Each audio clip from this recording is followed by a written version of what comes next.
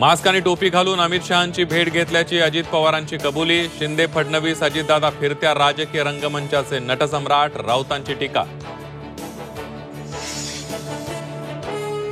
महायुतीचा जागा वाटपाचा फॉर्म्युला ठरल्याची सूत्रांची माहिती. प्रत्येक जागांबाबत लवकरच चर्चा सुरू. लोकसभा निवडणुकीतील शिकवणीनुसार विधानसभा निवडणूक लढण्याचा निर्णय. आमदारकीची शपथ घेतल्यानंतर पंकजा मुंडेंनी व्यक्त केली मंत्रिपदाची इच्छा. मंत्रिपदासाठी नाव चर्चेत असल्याचा पंकजांचा दावा. पुणे जिल्ह्यात मावळ आणि मुळशी तालुक्यामध्ये पर्यटन स्थळांवर अनिश्चित काळासाठी बंदी.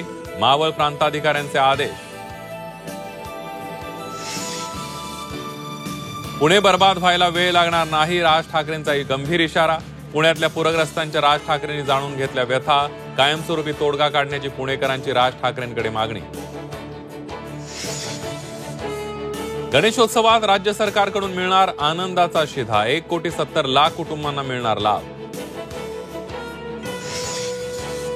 नेमबाज मनू भाकरने रचला इतिहास. 10 मीटर पिस्तलमध्ये कांस्य पदक. पॅरिस ऑलिम्पिकमध्ये भारताने पदकाचं खातं उघडलं.